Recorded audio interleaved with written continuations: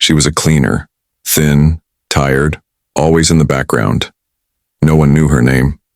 He was the CEO, ruling from the top floor, untouchable, feared by all.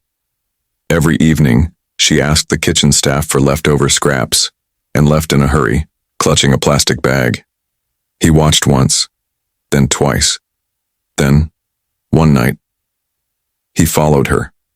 Why would a woman with nothing feed others instead of herself?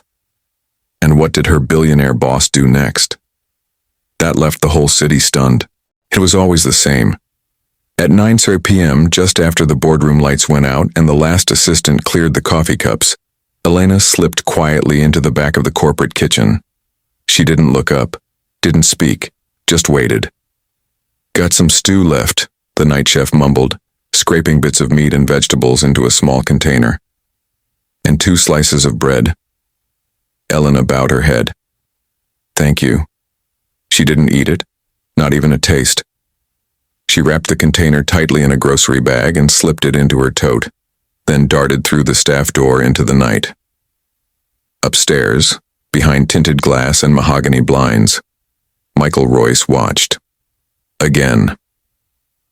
At 38, Michael was the youngest self-made billionaire in the city, CEO of Royce Enterprises, known for his ruthlessness and obsessive control, the kind of man whose stare could send a manager into cardiac arrest. But tonight, he wasn't reviewing numbers or deals. He was watching her, Elena, the maid with sad eyes and silence stitched into her bones.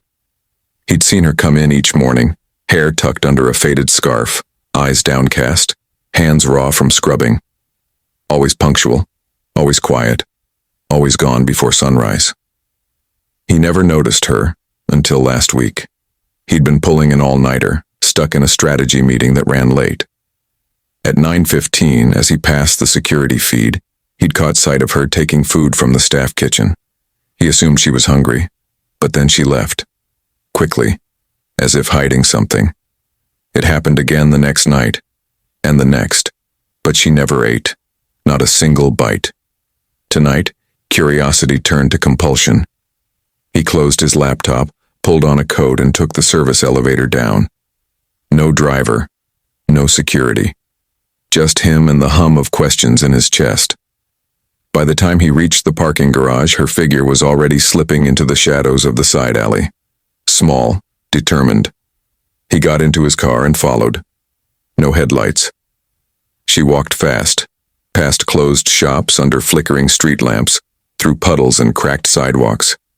Not once did she turn around. Then she stopped, right in front of an abandoned underpass. Michael parked a block away and got out, his breath catching in his throat as he moved closer on foot, keeping to the shadows. Elena knelt in the dirt.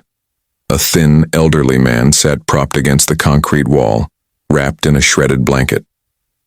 Next to him, a child, no more than 5, with legs twisted at odd angles, half asleep against the old man's chest. Elena opened the container and began feeding them gently, 1 spoon at a time. She wasn't eating because she was feeding them.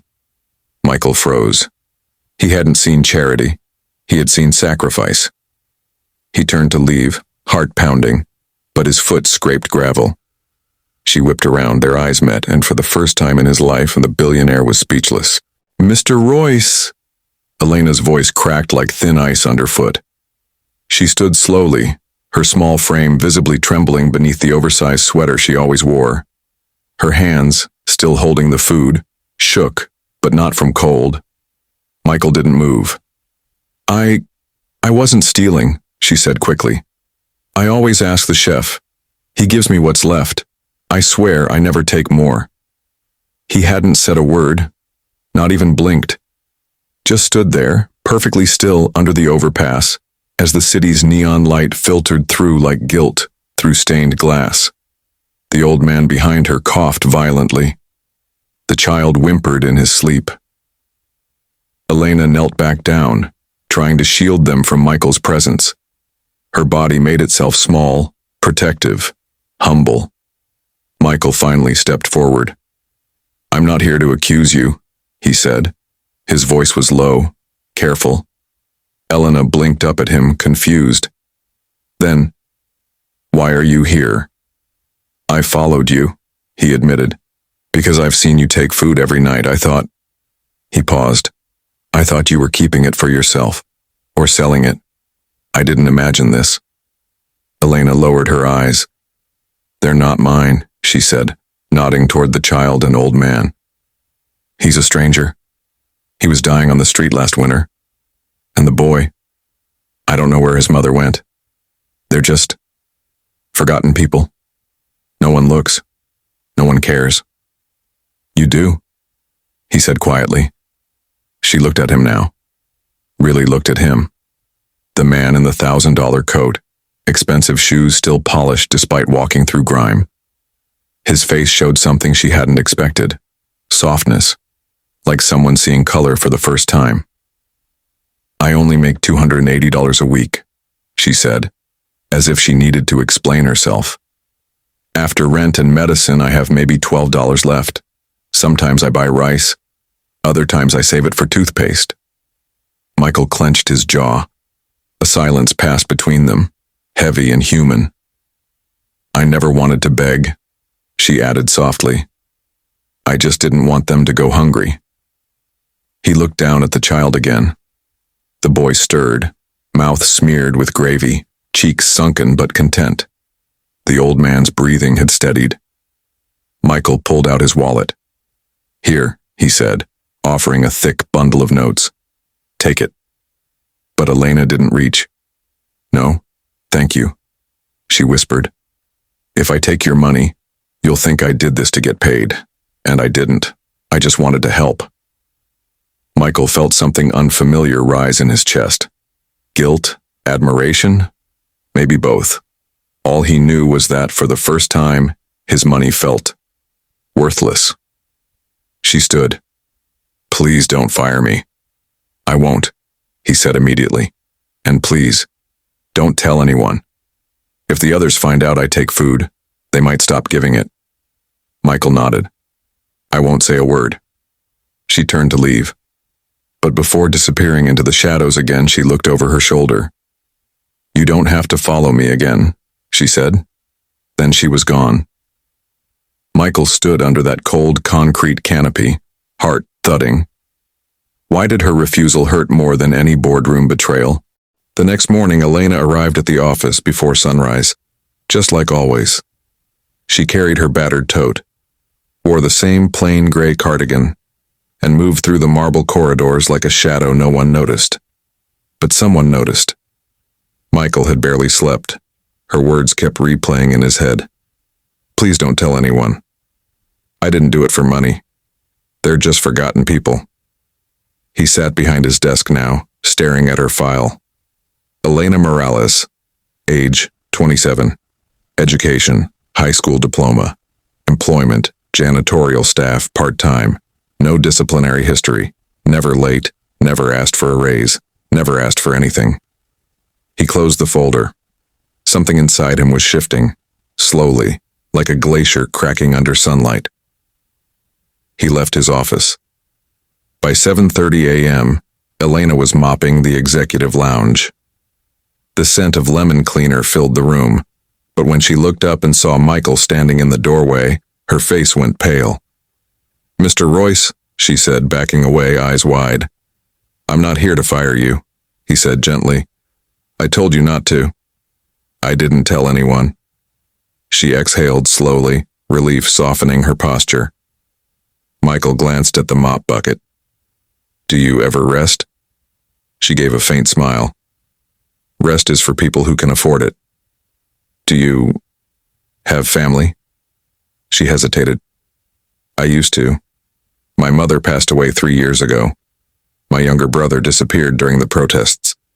I haven't seen him since." "And the homeless man and child?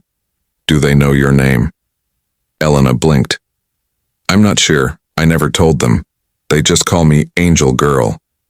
She paused, brushing hair. It started small. 2 days after their conversation, Elena arrived at the underpass to find a folded blanket already waiting, new, still in packaging. Next to it, a warm thermos of soup and a packet of vitamins. She blinked in surprise, looked around. No one. By the end of the week, the boy had a new wheelchair. The old man had clean socks and winter gloves. Even the cracked pavement beneath them had been swept clean, as if someone was quietly preparing a place of dignity. But Elena never saw Michael. He didn't return to the alley. He didn't call her up. He just acted. Back at the office, Michael's staff noticed changes too. The once untouchable CEO started arriving earlier and leaving later, but not for profit. He asked new questions in meetings. How will this affect the community? What's the long-term human cost?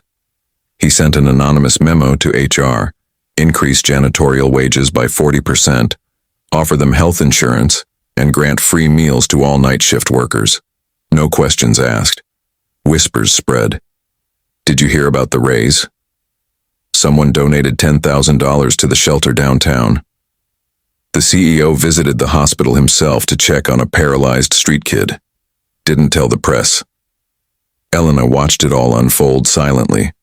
One evening, as she was leaving work, the receptionist slipped her a paper bag. "Elena, the chef made extra for you tonight." And he added dessert. She blinked. "Did Mr. Royce say something?" The receptionist smiled. "No, but we all know. We know you're the reason he's different." Elena left the building in silence, heart full, tears quietly forming. At the underpass, the child reached for her the moment he saw her. "Angel girl." He beamed from his new chair, cheeks round with color, eyes brighter than they'd ever been. The old man waved too, teeth clean for the first time in months, coat zipped up to his neck. Elena fed them slowly, spoon by spoon, her movements tender. Then she heard it. Footsteps. Not rushed, not stealthy, just calm. She turned. Michael was standing nearby, in plain clothes this time. No coat, no car. Just him. "I thought you stopped coming," she said. "I didn't want to intrude." The boy wheeled toward him, smiling. "You're the man who brought the soup?" Michael knelt. "Some of it, but your angel brings the best parts." The boy giggled. Elena watched them, her throat tight. "Why are you really here?" she asked, once the child rolled away to play. "I needed to see what kindness looks like when it's quiet." She looked down. "I'm not special." Michael shook his head. "You're everything this city forgets to value." She stared at him, surprised by the depth in his voice. He wasn't just changing policies, he was changing. But change like that came with risk. Elena didn't know it yet, but someone else had noticed her too, and they didn't want this story of compassion to spread. Not in a world built on pride. It came suddenly. Monday morning, rain falling hard. Elena had just entered the lobby, hair soaked, shoes squeaking on the marble floor. "Security's looking for you," whispered the receptionist, eyes darting nervously. Elena froze. By the time she reached the staff hall, 2 uniformed guards were waiting. One held a clipboard, the other held a box with her name scrawled on the side. "Elena Morales?" one asked, avoiding eye contact. "Yes," she said, heart racing. "You're being let go. Effective immediately." She blinked. "What?" "Orders from the board of directors," he muttered. "Something about violating company image policy, taking food off premises, unauthorized conduct. We're just told to escort you out." Elena shook her head, stunned. "I didn't steal." "We know, but it's above us." The box was filled with her few belongings, a scarf, a spare pair of shoes, and a folded letter from the boy under the bridge. Her throat tightened. No hearing, no warning, just gone.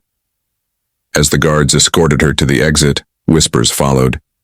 Some sympathetic, others indifferent. One manager sneered, "Charity is nice, but rules are rules." By the time Michael arrived, Elena was gone, and the entire building felt colder. His assistant burst into the meeting room. "Sir, they fired the cleaning girl, Elena." He stood so fast his chair tipped. "Who did?" "The board. They said she was misusing company property. They found out about the food. and the donations. Said it made you look weak. Michael's jaw tightened.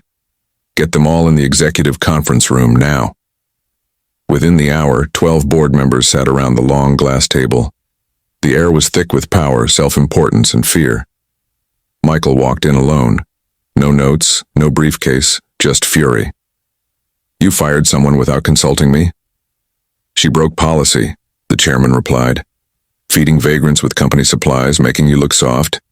You've built a reputation on strength, Michael, not soup kitchens. Michael stared at him for a long, brutal second. Then he placed a file on the table. Inside, photos, financial reports, footage from the alley, but also something else. A letter, handwritten by the little boy Elena had fed. Michael read it aloud. Dear angel girl, thank you for feeding me. I used to dream about hot food. Now I dream about walking. You made me believe I might do both someday. I don't know if you're poor or rich, but to me, you are the richest person in the world. Love, Daniel. When Michael finished, the room was silent. He looked each board member in the eye. You think kindness makes us weak? No. Cruelty makes us small. She is the only reason I remembered why I started this company in the first place. He pulled out a new document. Elena Morales is no longer a cleaner. Someone scoffed. Then what is she? Michael smiled. She's director of outreach, starting today. Full salary, full benefits, and she reports directly to me. Gasps filled the room. And if any of you have a problem with that, he added, your seats are now vacant. 3 months later, Elena stood beside Michael at a grand opening ceremony downtown. A new shelter, a new clinic, free meals served under warm lights. Dozens of lives changed. Reporters asked her, how did this all start? She looked at the crowd and said softly, with one leftover meal and someone who finally chose to see,